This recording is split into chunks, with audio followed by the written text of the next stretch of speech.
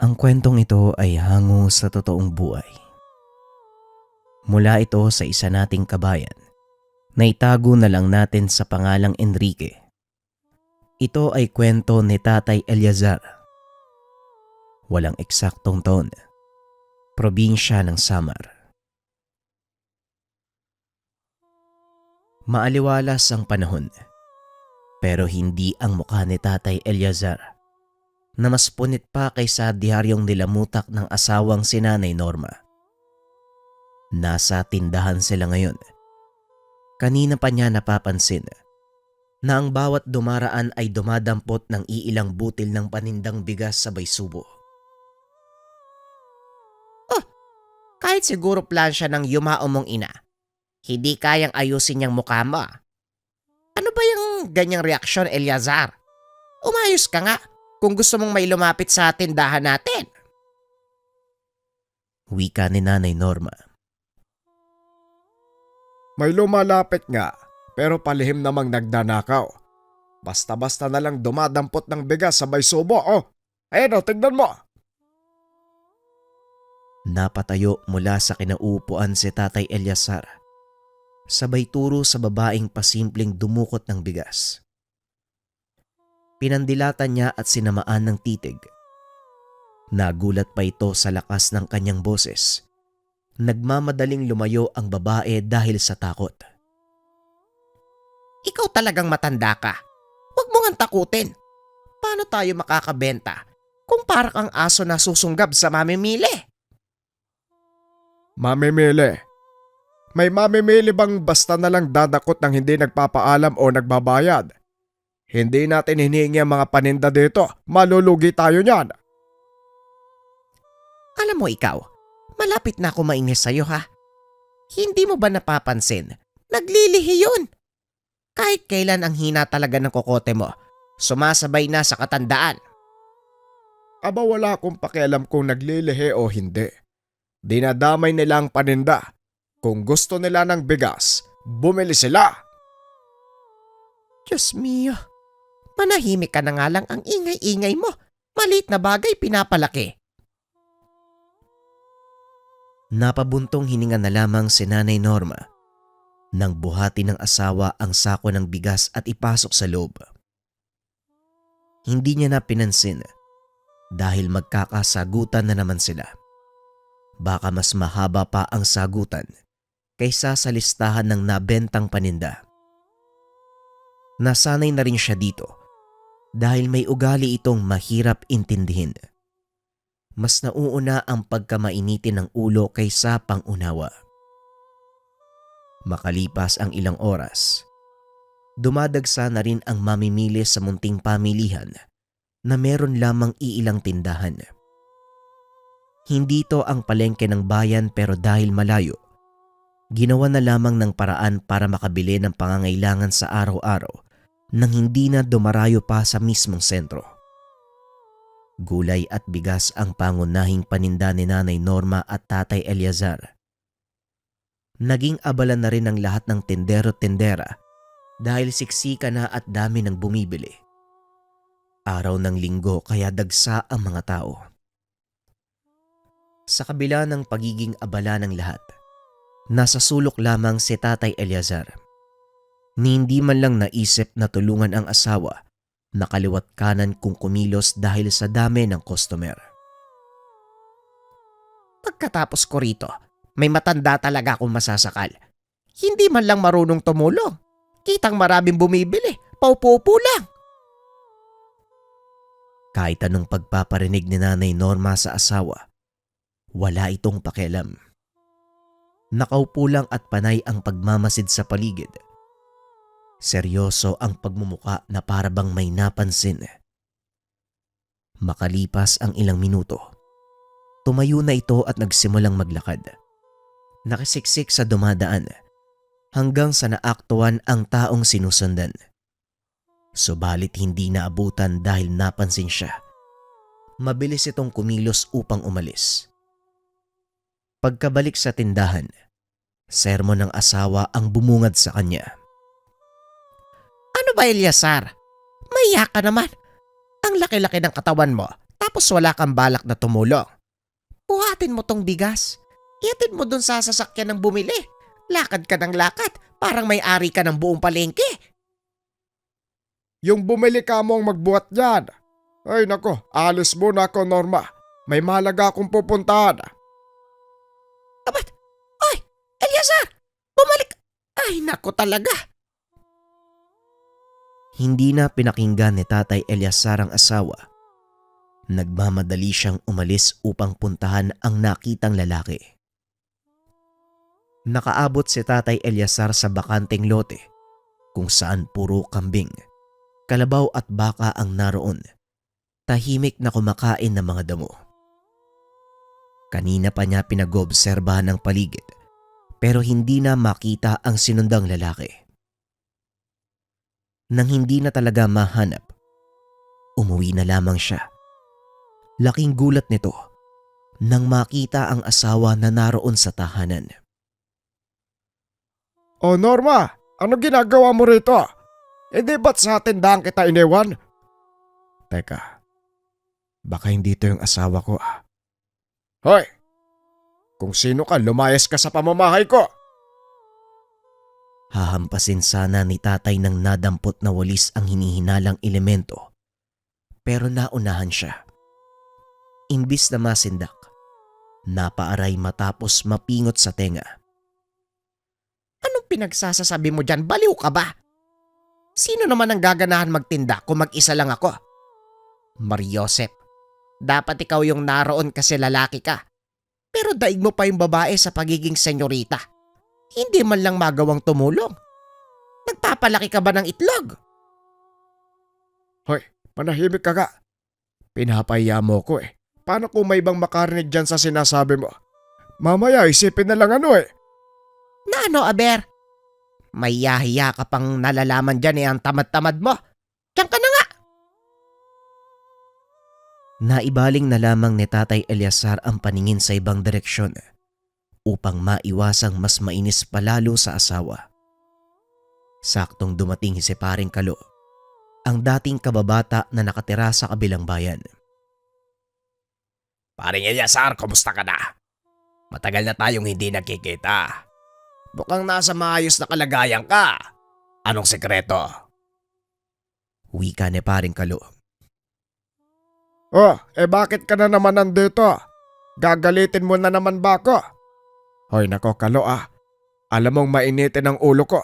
Kaya mas mabuti pang umalis ka na kung wala kang magandang gagawin dito. Eto naman, hindi ba pero?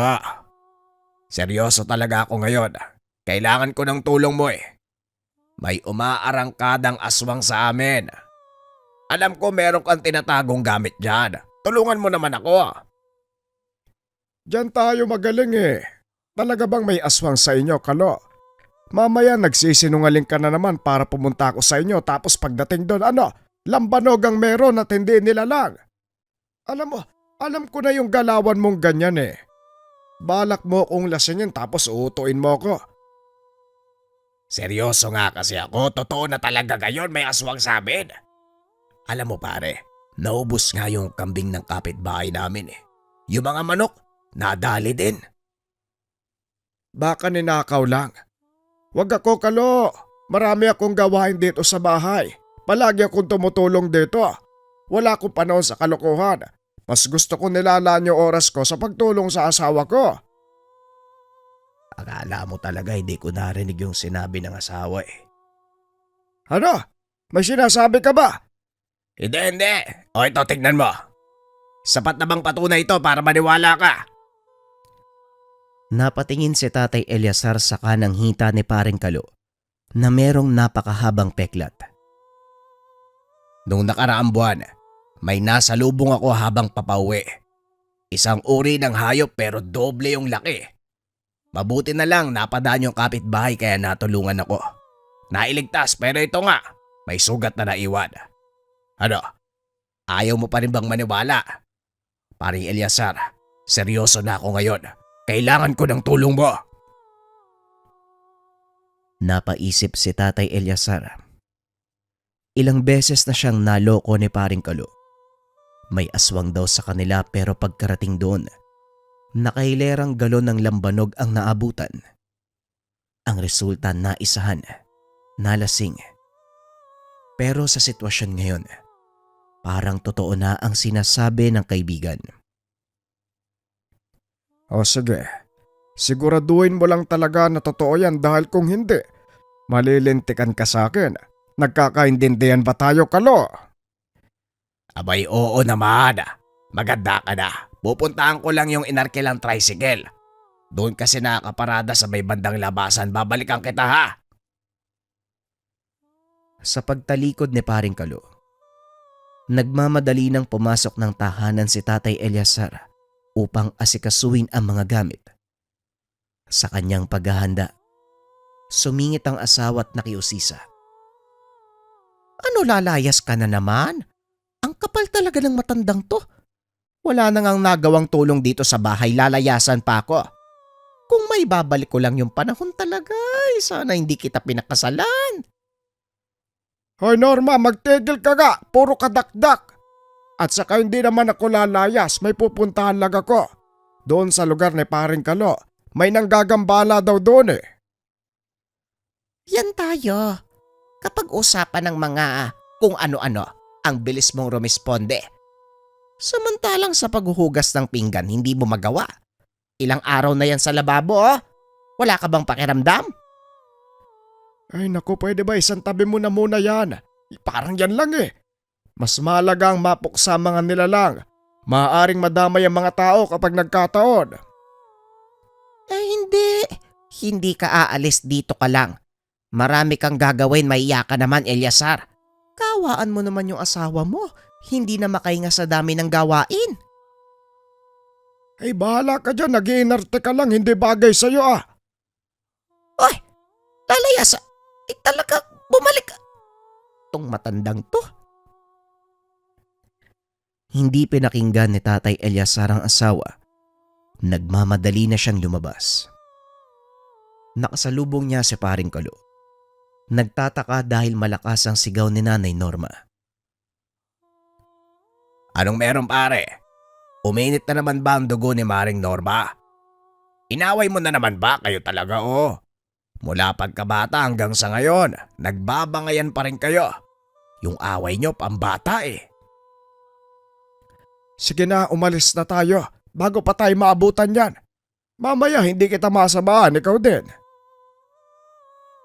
Sige pare, pero parang nakakabastos kasi kung hindi ko kakausapin si Mare. Nandito na lang din ako eh. Kukumustahin ko muna siya.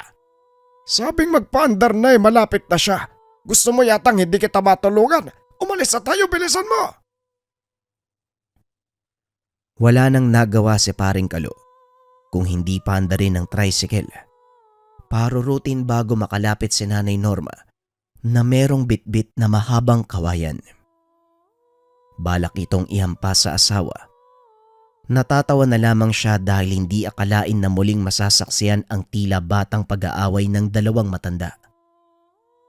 Magmula pa noon, noong nagliligawan pa lamang ay palagi na itong nagbabangayan. Wala yatang araw na lilipas na hindi sila nagpapalitan ng salita. Ngunit kahit ganun, mahal nila ang isa't isa. Kahit hindi nagkakasundo sa halos lahat ng bagay dahil sa katamaran ni Tatay Eliazar pagdating sa mga gawain. Si Nanay Norma na lang ang madalas na kumikilos. Sa kabila nito, suportado ng asawa ang pagiging antingero ni Tatay Eliazar. Paminsan pa nga ay inaalalayan siya sa tuwing may dadayo sa kanilang tahanan para magpatulong. Pero na nagsimulang uminda sa pananakit ng katawan buhat sa katandaan, ipinagpaliban na ito ni Nanay Norma. Nang mas lumala pa ang katamaran ni Tatay Eliazar, wala na talagang balak na tumulong kahit sa magaang gawain. Dito na tumutol si Nanay Norma. Pinipigilan niya ng manugis ng aswang dahil sa inis na mas aktibo pang tumulong sa iba kaysa sa kanya. Pero matigas ang asawa at ayaw makinig. Ipinagpatuloy ang gawain bilang antingero. Paminsan ay sinusumpa pa ang asawa buhat ng galit. Nakarating na sila Tatay Eliazar sa bahay na kinalakyan ni Paring Kalo. Pagkababa ng tricycle, masasabing iba ang sangyo ng hangin sa lugar. Sa palagay ni Tatay Eliazar, napadaan ang nilalang bago pa sila dumating.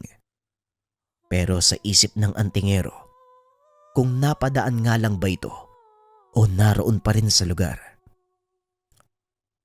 Medyo malayo-layo yung bahay namin ha. Lumipat kasi kami nung pinaayos ng munisipyo yung kalsada. Konting tiis lang sa paglalakad makakarating din tayo. Aba, nasa na yun? Eto talagang matandan to. Hindi mo alam kung antingero magnanakaw eh. Bigla na lang nawawala. Pare! Ay! Asan ka? Lingid sa kalaman ni Paring Kalo na lumihis ng daan ng kaibigan. May napansin nito sa kabilang daan. Hindi na nakapagpaalam. Habang tinitignan nito ni Tatay Eliazar, may babaeng nakaupo sa tabi. Sa bahaging siksikan ang mga halaman. Nang makita siya, nagmamadali itong tumayo at natatarantang tumakbo. Sinundan niya at nang harangan ay tinanong. Sandali lang ha. Ikaw ba yun ang gagambala dito? Hoy babae, wag mo kong artehan ng ganyan. Hindi uubra sa akin yung baliw-baliwan mo kuno. Nararamdaman ko. Merong kakaiba sa'yo kaya pwedeng umamin ka na. Bistado ka na Wika ni Tatay Eliazar.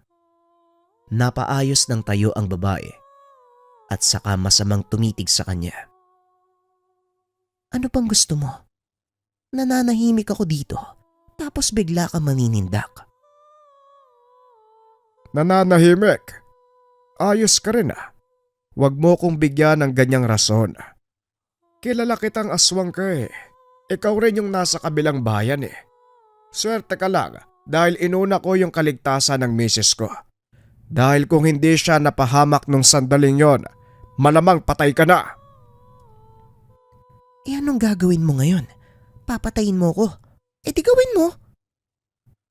Ayos ka rin Talagang sinusubukan mo ko Akala mo yata hindi ko tinutuloy yung mga sinasabi ko Baka nakakalimutan mo. Wala kang lakas ngayon dahil may araw pa. Ang katulad mong aswang, kunwari baliw pero sa gabi napakalakas. Dahil sinubukan mo ko pues, pagbibigyan kita. Naalerto ang babae. Nang dukutin ni Tatay Eliazar ang pulang pakete sa kanyang bulsa. Bago pa man mailabas ang mutya ay kumaripas na ng takbo ang babae. Nasundan naman ng matandang antingero hanggang sa umabot sila sa kagubatan. Nang wala nang mapuntahan, napilitan ang aswang na harapin ng kanyang hantungan sa kamay ni Tatay Eliazar. Hindi na pinalampas ang pagkakataon. Nilapitan niya ito. Walang pagdadalawang isip na isinubo ang butil ng mutya ng bigas. Mariin na tinakpan ng bibig upang hindi mailuwa hanggang sa mangisay. Ilang sandali pa, dahan-dahang nawala ng lakas at unti-unting sumara ang mga mata. Nang humandusay na sa lupa, napailing na lamang si Tatay Eliazar. Napadasal bilang paggalang sa kaluluwa ng yumaong tao. Kahit papano, may kaluluwa ang isang to. Ang pinagkaiba nga lang, halangang pagkatao mo. Nang masiguradong patay na ang aswang, kinuha ni Tatay Eliazar ang butil ng mutya. Hindi naman ito nalunok ng aswang. Pinahiran niya ang kumapit na laway ng aswang. Hinugasan ng langis at saka ibinalik sa pakete. Pagkatapos ng kaganapan ay dali-dali siyang umalis sa lugar. Naging maingat din siya. Hindi hinayaang may maiwang bakas na magtutukoy sa kanya. Kapag nagkataon na nalaman ng mga tao na siya ang pumatay, malaking problema ang aabutin dahil sa mga mata nila, isa lamang karaniwang baliw ang babae. Pagdating ni Tatay Eliazar sa kalsada, bumungad na ang nag-aalalang kaibigan. Eto talagang matandang to, buti naman nagpakita ka na pare. Kung saan sana ako sumusuot para hanapin ka sa kabagaling. At saka, bakit ang daming kung ano-ano sa damit mo? Eh, ano? Dumumi ko dyan sa kakauyan. Pasensya na ha, hindi ako nakapagpaalam. Ang sakit ng tiyan ko eh. Gustong gusto nang lumabas, ang dami nga eh. Gusto mong makita, halika tignan mo. Napakadugyot mo talaga. Kadiri, may banyo naman sa bahay eh. Talagang mas pinili mo pa dyan. Ay naku, halika na nga. Sumunod ka na sa akin. Kapag ikaw nawala uli bahala ka sa buhay mo. Pagkarating sa tahanan ni Paring Kalo, dumiretso sa kusina si Tatay Eliazar na parang bahay niya rin. Nagtimpla ng kape.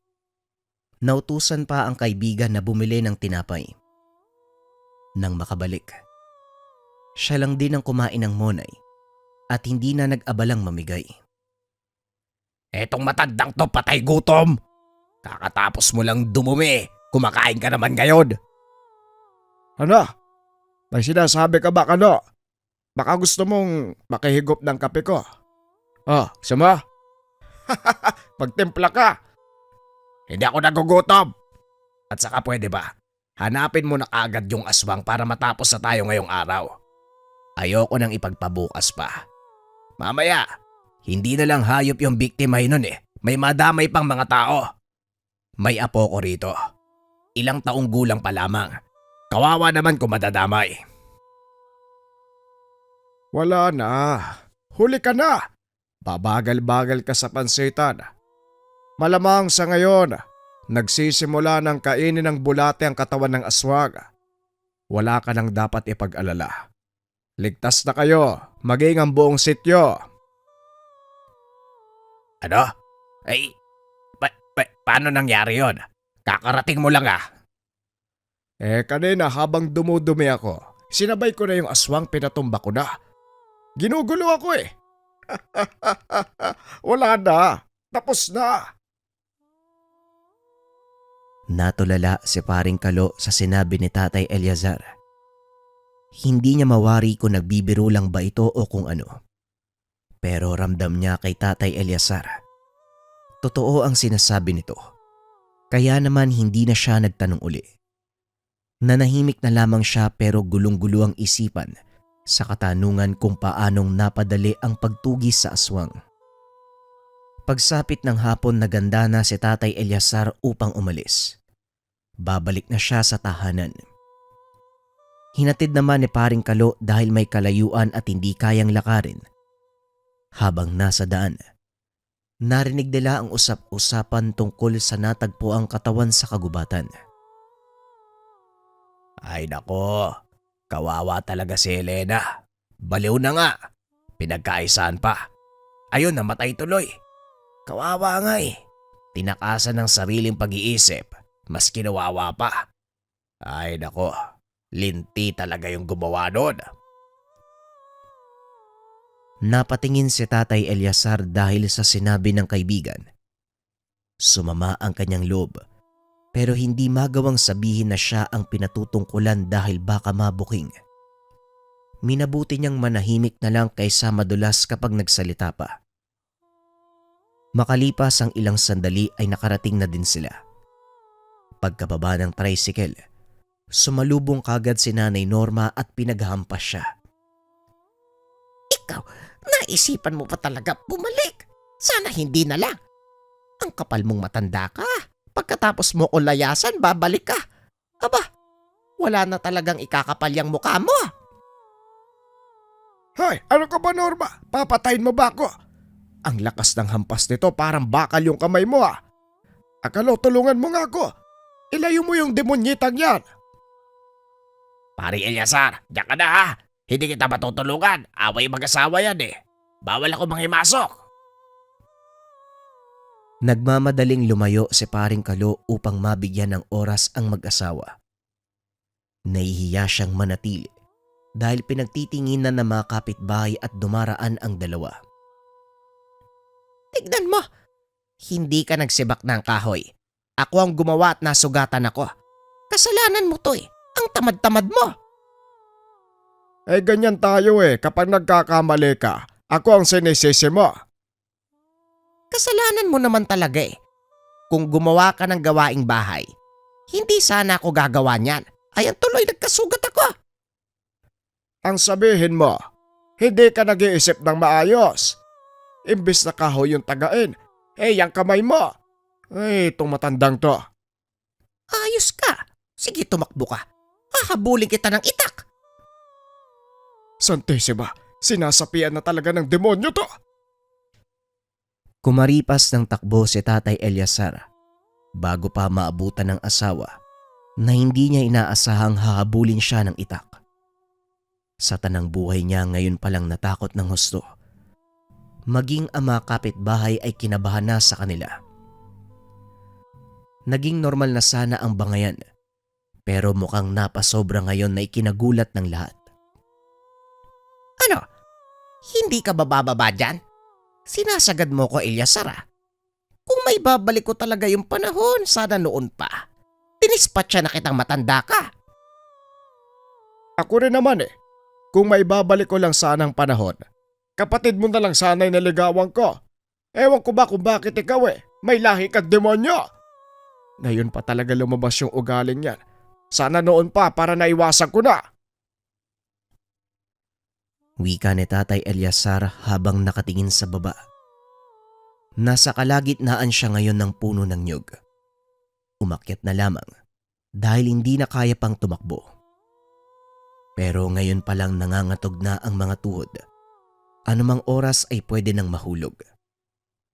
Nang makitang nasa baba pa rin si Nanay Norma, napabulong na lamang siya sa sarili. Etong matandang to, kung kailan naging 60 anyos, saka nag-asal demonyo. Si Satanas talaga hindi marunong pumili ng sasapian. Sa asawa ko pa talaga na puro kulubot na ang katawan.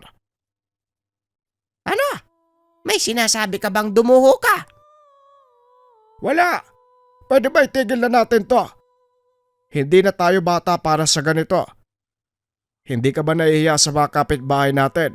Pinagtatawanan tayo dahil dyan sa ugali mo. Napapagod na ako dito. Kapag ako nahulog, mamamatay ako. Magmumulto ako, hindi kita titigilan. Sige ka. Di gawin mo. Sinong tinakot mo, Aber? Ngayon ngang buhay ka para ka ng multo Huwag kang uuwi sa bahay ha. Sinasabi ko talaga sa'yo. Nakahinga si Tatay Eliazar. Tumigil na mismo ang asawa. Akala pa niya hindi na siya makakababa mula sa pagkakalambitin sa puno ng nyog. Napasalampak sa lupa dahil sa matinding pangatog ng mga tuhod, pawisan at kabadong-kabado. Sus Mariosep tong asawa ko. Asawa ko ba siya o ibang tao na? Hindi ko na yata kilala yun Mamamatay ako nito nang wala sa oras. Pinalipas muna ni Tatay Eliazar ang ilang sandali. Nang sumapit ang gabi, binalak niya nang umuwi upang makapagpahinga. Pero nang nasa bakuran na siya, bigla siyang tinabla ng takot. Nakita niya ang asawa na abala sa gawaing kusina. Dinig na dinig pa ang mga sinasabi nito. Naiya na tuloy siyang pumasok kaya naupo na lamang sa labas. Habang nasa ganong sitwasyon, biglang dumating ang kapitbahay na si Mang Jojo. May kasamang mag-asawa na hindi pamilyar sa kanya. Magandang gabi sa inyo, Tatay Eliazar. Sila pala si Gino at Elena. Kaanak ko galing kabilang bayan, nandito sila para humingi ng pabor sa'yo. Sana matulungan mo. Bakit? Ano bang meron? Anong problema ng dalawang to? Ito po kasing asawa ko, Tatay Eliazar Nabuntis tapos nung nanganak na, patay yung bata nung lumabas Ang sabi ng pinuntahan naming manggagamot, inaswang daw yung sanggol. Hindi niya kayang humarap sa aswang dahil wala siyang sapat na gamit. Nandito kami para humingi ng tulong sa'yo. Gusto po naming gumante sa hayop na pumatay sa anak namin Sana ho matulungan niyo kami. Wika ni Gino. Ay nako, umaarangkada na naman ang mga nilalang. Naiintindihan ko ang sakit na dulot ng pagkawala ng inyong anak. Pero sigurado kayo, gusto niyong gumante. Kilala niyo ba ang aswang? Oho, hindi po ako pwedeng magkamali habang nagbubuntis ako. Yung kaibigan po ng yumao kong nanay, yung palagi kong kasama, dumadalaw siya sa bahay. Akala ko bisita lang pero may masamang pakay pala. Wika ni Elena. Paano ka naman nakakasiguro, iha? Masama ang magbintang ng walang sapat na patunay. Magkakasala lang tayo kung hinala ang pagbabatayan. May usap-usapan na po dati na aswang siya eh. Hindi ko lang masyadong napagtuunan ng pansin dahil bata pa ako noon. Hindi ko po alam yung mga ganitong bagay eh. Pero sigurado po talaga ako siya yung aswang. Sa tuwing pumupunta siya sa bahay, ako kagad yung hinahanap niya. Tapos palaging hinahawakan yung tiyan ko eh. Palagi nagtatanong ng tungkol sa bata, kung anong ipapangalan ko. Kaya nahinala naman po talaga, hindi ba? Ay nako, titignan muna natin, Osha. Umuwi na muna kayo dahil bukas na bukas. Magpapasama ako kay paring Jojo sa tahanan nyo. Obserbahan muna natin yung pinaghihinalaan yung aswang. Kapag sigurado na tayo, saka natin paparusahan, ayos ba yun? Gabi na kasi galing pa ako sa mahabang lakad eh. Hindi pa ako nakakapagpahinga. Sige po, wala pong problema, Manong. Aantayin ka po namin ha. Maraming salamat po sa inyo. Sige na, umuwi na kayo. Ihatid mo na lang paring Jojo ha, gabi na baka mapano yan sa daan. Nang umalis ang tatlong bisita, hindi maiwasang makaramdam ng lungkot ni Tatay Eliazar. Palaging nangingibabaw ang kanyang emosyon pagdating sa mga bata na nabibiktima ng aswang. Minsan na siyang nawala ng anak, kaya naiintindihan niya ang mag-asawa. Ang galing mo rin ano? Kapag ibang tao ang bilis mong tumulong. Kapag may aswang natutugisin, alisto ka. Tapos dito hindi ka naaawa sa akin. Hindi ka marunong tumulong sa mga gawain. Halos mapatalon sa gulat si Tatay Eliazar. Biglang nagsalita ang asawa. Hindi niya namalayan ang paglabas at paglapit nito sa kanya. Nakatikim pa siya ng hampas ng sandok. Norma, masakit yan ha. Alam mo bang nakakabaliw ang paghampas ng sandok? Tumigil ka na. Eh di mabaliw ka. Wala akong pake. Hindi nito tinigilan ang paghampas kay Tatay Eliazar. At ang huli, nakahanap ng pagkakataong makatakas ang matanda. Nagmamadaling pumasok ng bahay at pinagsarahan ng asawa. Buksan mo to, Eliazar. Kapag ako nakapasok, talagang malalagot ka. Eh diyan ka na muna, ang ingay mo nananakit ka pa. Sa labas ka matulog. Lumipas ang gabi na puro bangayan ang maririnig sa kanilang munting tahanan. Hirap din makatulog ang katabing bahay dahil sa lakas ng boses. Hindi lang sila sinuway dahil nahihiya. Hanggang sa pagsapit ng umaga, wala pa ring nagbago. Ingay pa rin ang mapapakinggan. Sige lang, umalis ka lang. Manugis ka ng manugis hanggang sa maubos ang lahat ng aswang sa mundong to. Huwag kang titigil ha. Maghanap ka ng nilalang na pupuksain mo. Gawain mo yan eh. Tungkulin mo bilang antingero. Pero huwag ka nang babalik sa bahay na to kahit kailan ha. Doon ka na lang. Doon ka manirahan kasama ng mga aswang. Napapikit na lamang si Tatay Eliazar sabay takip sa magkabilang tenga. Parang may tumutunog na kampana sa kanyang pandinig sa lakas ng boses ng asawa. Hindi na lang niya binigyan ng pansin. Tiniis ang kaingayan hanggang sa nakawala na siya nang makaalis ng tahanan. Galit na galit si Nanay Norma pero hindi niya magawang isang tabi ang pagtulong sa mag-asawang lumapit kagabi. Aniya pa sa kaloob-looban. Darating din ang oras, maiintindihan siya ng kanyang asawa. Ngayon mas kailangan niyang unahin ang mahalagang bagay. Sa tulong ni Mang Jojo, narating ni Tatay Eliazar ang bayang tinitirahan ng mag-asawa. Masyado na itong malayo pero dumating sila ng hapon bago pa sumapit ang gabi. Ilang bundok ang kanilang dinaanan at batay rito, naintindihan niya ang kalagayan ng lugar. Hindi nalalayong pamugaran ng aswang. Mabuti naman po nakarating kayo bago sumapit ang gabi. Diyan po kasi sa bundok may aswang na nag-aabang eh. Kaya po walang naglalakas ng loob na lumabas dahil sa takot. Wika ni Gino. Gaano ba kayo kadalas aswangin dito? Halos gabi-gabi ba? Hindi naman po sa ganun, mas madalas po sila sa kabundukan eh. Madalang kung sumadya dito sa mga bahay. Matapos ang maikling usapan, binigyan ng espasyo ng mag-asawa si Tatay Eliazar upang makapagpahinga. Pero hindi nito magawang matulog dahil nakikiramdam. Habang nakadungaw sa bintana, nahagip ng kanyang paningin. Isang ginang ang naglalakad. Pasulyap-sulyap sa tahanan ng bahay ni Gino. Nagmamadali naman siyang nagtago upang hindi makita. Katulad ng pagpapaliwanag ni Elena, ang babaeng ito ay ang kaibigan ng yumaong ina. Ang pinaghihinalaang pumatay sa kanilang anak. Nagkarga ng sabulag si Tatay Eliazar. Pinagmasdan ang matandang babae. Hindi niya magawang sumalungat sa paniniwala ng mag-asawa dahil tama sila. Ang babae nga ay isang aswang. Sino pa kaya yung minamanmanan nito? Hindi na buntis si Elena eh. Pero nandito pa rin siya. Ano kayang pakay ng matandang to? Wika ni Tatay Eliazar sa sarili habang hindi pa rin tinatantanan ng tingin ng babae.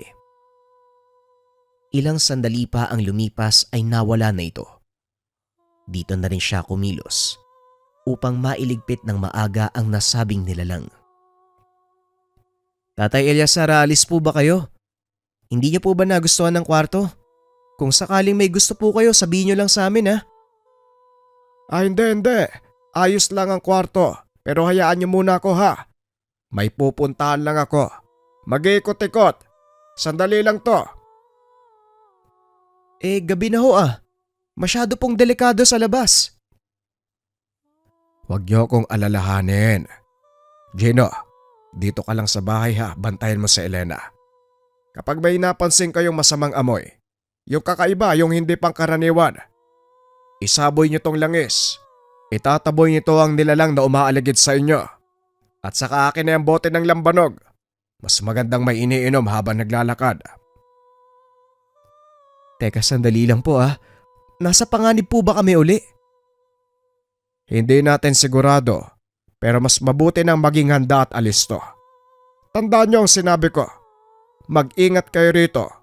Huwag na huwag niyong pagbubuksan ng pintuan ng kahit sino. Maliban sa akin, maliwanag ba? Wika ni Tatay Eliazar. Tumango at naintindihan ng mag-asawa ang kanyang bilin. Nagmamadali na siyang lumabas upang masundan ng babae. Nakita niya ito sa daanan. Nagkatinginan pa sila ng ilang segundo hanggang sa nakilala nito kung sino nga ba siya. Kagad hinabol ni Tatay Eliazar nang tumakbo ang matandang babae. Umabot pa sila sa kabundukan kung saan naroon ang ibang kalahi ng matandang babae. Dahil malakas ang tangan niyang mutya, sila ang nagkusang umatras. Lumagok pa ng alak si Tatay Eliazar habang tinitignan ang mga nilalang. Yun naman pala eh. Marunong pala kayong makiramdam. Magkusa kayong umalis para hindi na ako mag-aksaya ng oras sa pakikipaglaban sa inyo. Akala ko kung sinong matigas eh. Ayos tong alak na to ah. Masarap ang lasa. Wika ni Tatay Eliazar. Nag-alisan ang mga nilalang na nag-aabang sa kabundukan. Pero yung babae na kanyang hinabol, nanatiling nakatayo sa hindi kalayuan. Tila hinahamon siya batay sa paraan ng pagtingin. O lalabang ka? Ang tigas din nito Yung mga kasama mo nga umalis tapos ikaw nandito pa. Gusto mo bang mamatay manang? Hanga din ako sa'yo eh. Bistado ka na nga. Hindi ka pa natatakot. Dinukot ni Tatay Eliazar ang paketeng pinaglalagyan ng mutya. Uminom ng alak. Nang tangkang gagamitin na para puksain ang aswang, nagmamadali itong umalis. Kung kaya't natigil muna ang gawain para habulin. Hindi naman nakalayo dahil naabutan bago pa makaakyat sa kabilang bundok. Maigpit niya itong hinawakan para hindi na makatakas. Ang bilis mo rin kumelos, ano? Pasensyahan na lang tayo. Hindi na ako maaawa sa'yo. Maging yung apo ng yumao mong kaibigan dinali mo. Anong klaseng kaibigan ka? Kung sabagay, ang halimaw ay mananatiling halimaw. Hindi na makikilala ang kaibigan sa oras na magutom ang sikmura. Ngayon, bubusugin kita ng manahimik ka. Binuhusan ni Tatay Eliazar ng alak ang aswang. Ibinuka ang bibig. Ipinasubo ang mutya. May balak pa sanang magpalit ng anyo bilang aswang, pero hindi na natuloy. Mabilis umepekto ang tanga ng matanda. Nagwala ito ng nagwala, pero sinigurado ng matandang antingero na tuluyan na itong mamamatay. Nanghina na ang matandang babae, tuluyang binawian ng buhay. Napabuntong hininga na lamang si Tatay Eliazar. Sandali pa niyang tinitigan ng bangkay. Pagkatapos ay minabuting dalhin sa pinakamasukal na bahagi ng lugar upang hindi madaling mahanap. Bumalik na ang matanda sa bahay ng mag-asawang Gino at Elena. Tinignan niya ang dalawa. Wala namang nangyaring masama habang sila lang ang naiwan. Nag-alala ang mga ito, pero sinabihan niyang magpahinga na at bukas na ibabalita ang tungkol sa aswang na kanyang pinuksa. Habang nasa higaan, hindi mapakali si Tatay Eliazar. Ganito ang kanyang sitwasyon sa tuwing makakapatay ng aswang. Alam niyang tama ang ginawa dahil nararapat lamang iyon sa nilalang na walang ibang alam kung hindi ang sindakin at biktimahin ng mga tao. Pero may parte din sa kanya na nanghihinayang sa buhay ng mga ito. Minsan na rin siyang napapatanong kung bakit may ganong klaseng nilalang sa mundo. Bakit kailangan pang may masaktang tao at may mamatay na nilalang? Bakit hindi na lang magsama ng walang nasasaktan? Naging mas malalim pa ang pag-iisip niya hanggang sa hindi na malayan. Sumikat na ang araw. Kung hindi nahawi ang kurtina ng bintana, hindi mapapansing umaga na pala. Bumangon na lamang siya at lumabas. Sakto namang gising na ang mag-asawa at upang walang masayang na oras, ipinagtapat niya ang totoong nangyari sa nagdaang gabi. Tama kayo. Ang babaeng kaibigan ng yumao niyong ina ang aswang. Nakaengkwentro ko kagabi. Wala na siya. Huwag na kayong mag-alala. Dahil magmula ngayon wala nang manggagambala sa inyo.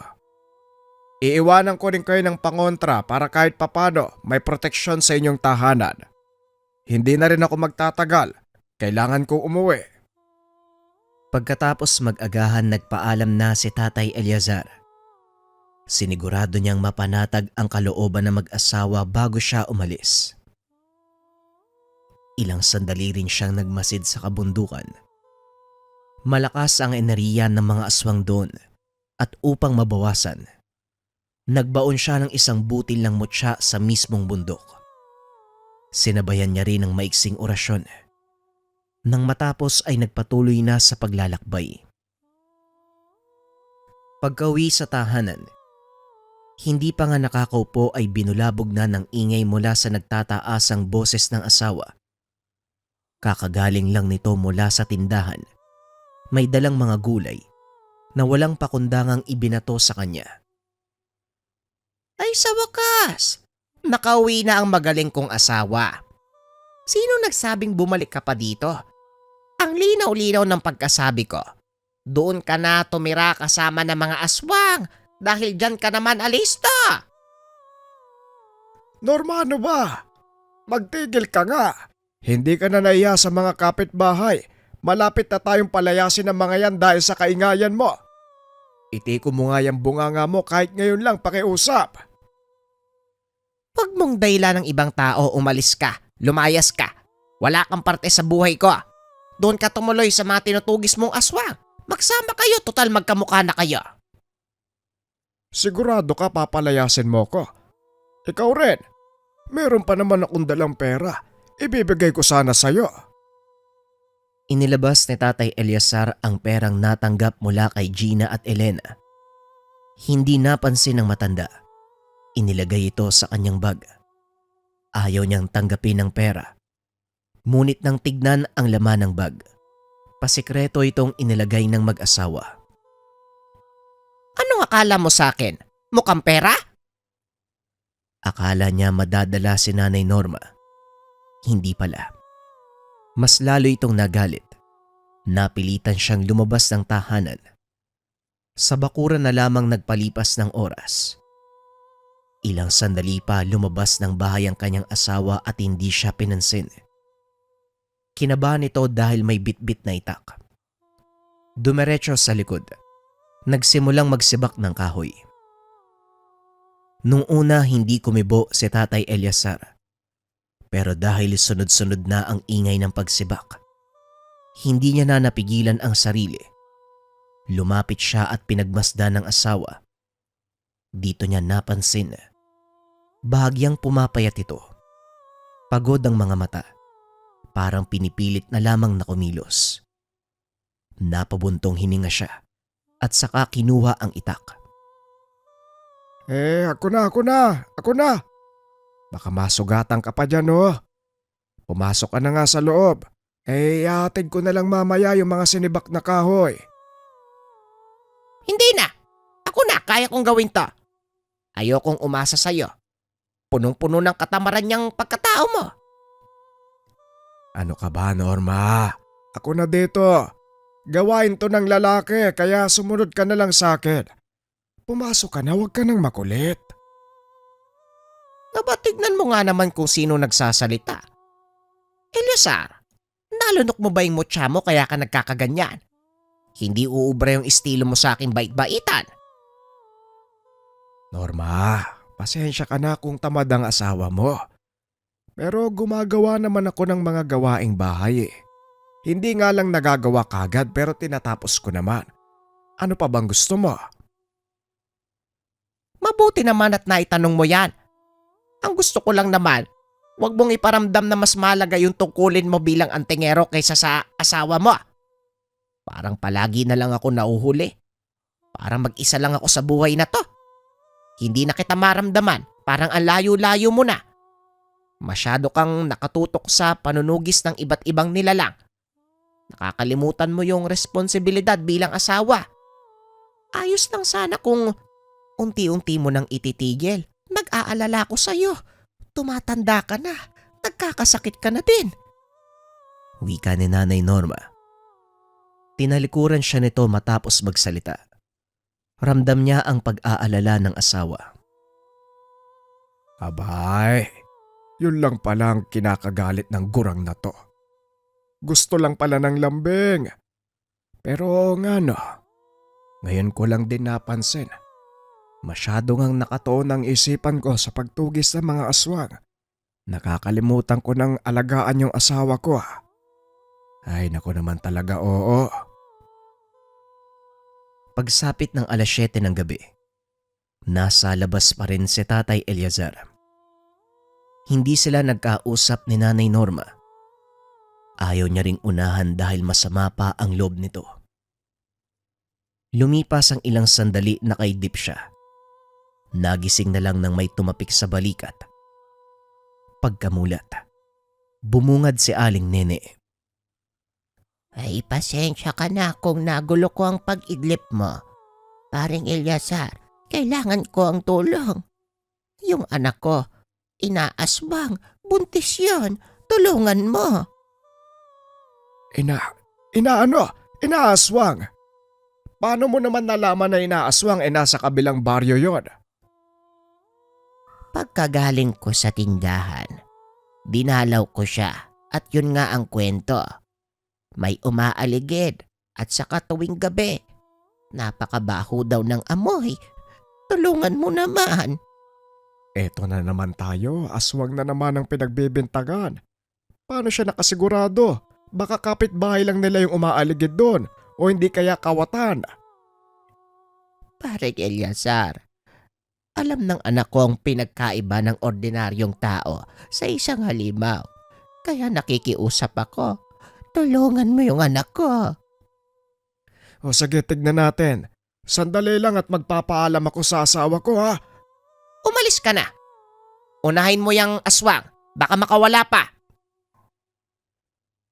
Nagulat si Aling Nene. Pabalibag na isinara ni Nanay Norma ang pintuan.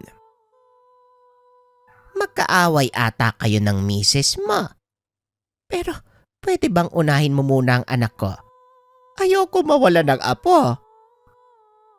Nalito si Tatay Eleazar kung sino ang uunahin. Pero sa huli, pinili niyang tulungan muna ang ibang tao. Nagmamadali niyang pinuntahan ang kabilang baryo. Sa malayo pa lang naaamoy niya na ang sangyo ng aswang. Habang lula ng tricycle, nagsimula siyang magkarga ng orasyon. Pagkababa, hinanap kagad ang pinagtataguan ng nilalang. Inutusan niya si Aling Nene na puntahan ng anak na buntis. Kailangan niya itong samahan, samantalang siya naman ay tutugisin ang nilalang. Sa likod ng bahay ito nagtatago. Maingat na lumapit si Tatay Eleazar para hindi madaling mapansin. Kargado na siya ng sabulag. Nang makalapit, inambahan niya pero mabilis itong nakakilos. Lumaban pa kung kaya't medyo nahirapan ang matanda. Napaatras siya upang makailag sa mga kalmot nito. Mabuti na lang, kakauyan ang bahaging iyon. Malayo ang distansya ng mga tahanan kung kaya't walang ibang nakapansin sa kanila. Isa pa madilim na ang paligid. Nang makabuelo si Tatay Eleazar at masukat ang galaw ng aswang, hindi niya ito kinaawaan. Mabuti na lang, nagawa niyang damputin ng itak. Matapos mataga ang nilalang ng paulit-ulit, isiningit niya ang butil ng mutya. Ibinaon sa sugat nito sa dibdib. Umangil ng napakalakas ang aswang at upang matahimik, binusalan nito ng matanda. Dito na nangisay ng todo ang nilalang. Makalipas ang ilang minuto hindi na nakagalaw. Tuluyang binawian ng buhay. Umalis siya kaagad para matignan ang kalagayan nila Aling Nene. Pagdating sa bahay, naabutan niya ang dalawa. Dahan-dahang lumalabas dahil manganganak na ang anak. Tulong paring Eleazar. Manganganak ng anak ko. Doon tayo sa bahay ni Maring Silta. Lumakad sila papunta sa kabilang sitio para mapuntahan ang tahanan ng komadrona. Inasikaso na ang panganak. Hindi magawang umalis ni Tatay Eleazar. Nangangamba siya na baka may pumuslit na aswang at madali ang sanggol. Naghintay siya hanggang sa lumipas ang ilang sandali at nailabas na ang bata. Naging maayos naman. Wala na ring banta ng panganib. Nang masiguradong ligtas ang lahat ay nagpaalam na siya. Pasado 1:00 ng madaling araw nang makauwi si Tatay Eleazar. Tahimik na ang paligid ng tahanan. Nakapasok naman siya dahil naiwang nakabukas ang pinto. Nang makitang mahimbing na natutulog ang asawa, tumabi na siya upang makapagpahinga. Kinabukasan tanghali nang nagising si Tatay Eleazar. Wala na si Nanay Norma ng mga sandaling iyon. Pagkatapos mananghalian, nagmamadali siyang nagtungo sa kanilang tindahan. Naabutan niya roon ang asawa na abala sa gawain. Bigla siyang nakaramdam ng hiya at hindi magawang lumapit. Pero nang dinagsa ng dinagsa ang pamilyan, napilitan siyang tumulong para hindi maging kawawa ang asawa sa kaliwat kanang gawain. Ano ginagawa mo dito? Aawain mo pa talaga ako. Sa harap ng mga suki mo, ipagpaliban mo muna yan. Saka na tayo mag-away kapag naubos na yung paninda. Maraming bumibili oh. Hindi na rin nagawang sumagot ni Nanay Norma. Nahiya sa mga suki na nasa harapan lang. Ibinuhos nila ang atensyon sa gawain ng tindahan. Nang matapos na ang oras at sumapit ang 6:00, dahan-dahan silang naglikpit at nagsara. Pag-uwi ng tahanan, tila hindi magkakilala ang dalawa. Malayo ang distansya sa bawat isa. Natukso pa ito ng kakilala. Paring Eleazar, naghiwalay ba kayo? Yung asawa mo, ang layo-layo niyo sa isa't isa. Kung kailan naging matanda, saka naisipang maghiwalay. Lambingin mo kasi pare. Yakapin mo, halikan para hindi man lamig sa'yo. Ayan o, iniwanan ka na. Napakamot na lang ng ulo si Tatay Eleazar nang makita si Nanay Norma na ang bilis ng lakad. Masyado na itong malayo. Nang lumiko sa kabilang daan, hindi na nakita at iniwanan na talaga siya. Paring Eleazar, nasa uling yugto na tayo ng ating buhay. Pakisama mo na mabuti si Mang Norma. Huwag mo hayaan na sumuma ang loob hanggang kamatayan. Ay nako. May hindi lang kami pagkakaunawaan, maayos din namin yan. Aba dapat lang. Ayusin mo talaga pare. Mahirap yan. Tumango si Tatay Eleazar sa dalawang kaibigan. Nagmamadali na siyang umuwi para kausapin ang asawa. Kaso nga lang pagliko niya ng daanan, naabutan niya itong nanginginig sa takot habang yakap-yakap ang isang bata. Magtatanong sana ito pero hindi na nagawa nang makita ang aswang sa unahan. Nanlilisik ang mga mata. Nakatingin kay Nanay Norma. Aba, ang lakas ng loob mo ha. Talagang asawa ko pa ang bibiktimahin mo. Kagad hinabol ni Tatay Eleazar ang nilalang. Nang makapa ang nakasugbit na itak sa tagiliran, hindi na siya nagdalawang isip. Tatakas pa sana papunta sa kabilang bundok ang aswang. Tinaga niya ito ng paulit-ulit. Hindi tinigilan hanggang sa maputol ang ulo. Saka lang natauhan ng matandang antingero. Patay na ang aswang. Ang huling ginawa niya, sinunog ang katawan ng nilalang. Kagad siyang bumalik sa lugar upang matignan ang kalagayan ng asawa. Naroon pa rin ito at yakap-yakap ang batang hindi niya kilala. Nang mapatingin sa tabi, nagulat siya sa nakahandusay na bangkay ng isang babae. Nakilala din dahil tinawag ito ng bata na nanay. Ilang araw ang lumipas.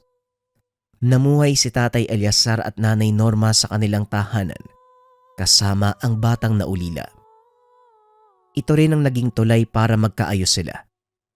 Hindi na rin humadlang si Nanay Norma kahit araw-araw na umalis ang asawa para manugis ng aswang dahil meron na siyang nakakasama. Subalit binago na ni Tatay Eleazar ang kanyang ugali.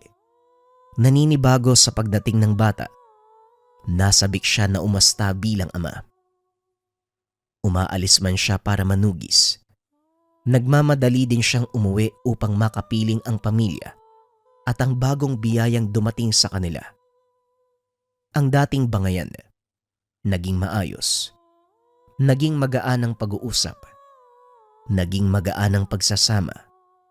Nang dahil sa dumating na bata, isang biyaya sa kanila ng amang may likha. Opinyon para sa kwento mga kabayan. Ako, bibigyan ko lang ng atensyon yung dulo. Kumbaga, yung buhay kasi ng antingero, ito'y pag-aalay ng buo mong pagkatao upang ikay tumulong sa kapwa. Pero makikita mo rin, kasi nagkakaroon na siya ng realization na marami na siyang pagkukulang. Ang mismong gumawa ng solusyon yung yung pagkakataon. Masalimuot man dahil namatay yung nanay ng bata kasi nagambala ng aswang. Pero kung titignan mo yung mas malaking imahe, ito naman yung naging daan upang magkaayos ang dalawang matanda. At syempre, magampanan pa rin ni Tatay Eleazar ang kanyang tungkulin na protekta ng mga kabaryo. Kayo ba mga kabayan, anong opinion nyo para sa kwento? Kung sakaling gusto nyong i-share, nariyan sa comment section, comment nyo lang. Maraming salamat.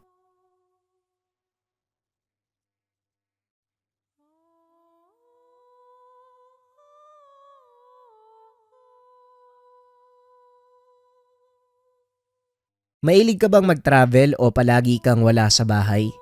Pero natatakot ka sa lason, kulam, barang o gayuma? Eto, habak nila ng keychain, bakos de gera, proteksyon at pampaswerte sa bawat paglalakbay. Ang habak nila na keychain, isang makapangyarihang proteksyon na maaaring dalhin kahit saan. Nagsisilbi itong pananggalang laban sa laso ng tao, elemento, nilalang, at nagbibigay proteksyon laban sa palipad hangin, usog, tigalpo, at iba pang masasamang espiritu. Kilala din ito sa Rebuelta, kung saan ibinabalik nito ang sumpa o malas sa pinagmulan. Binuo mula sa mga bibihirang sangkap tulad ng itim na lupa ng makiling, tawas tapol, diamante negra, bato balison, at iba pang mga sikretong sangkap. Mainam itong dalhin sa mga naglalakbay o mahilig sa hiking bilang proteksyon laban sa masasamang elemento. Bukod dito, nagdadala din ito ng pampaswerte lalo na sa negosyo. Ilagay lamang sa altar na nakaharap sa silangan para sa magandang pasok ng kita. Isang keychain na hindi lang dekorasyon, kung hindi isang espiritual na gabay at proteksyon para sa araw-araw. Kung ikaw yung tipo ng tao na madalas wala sa bahay, palagi naglalakbay, mahilig mag-travel, bagay sa'yo ang habak de lana. Subukan mo.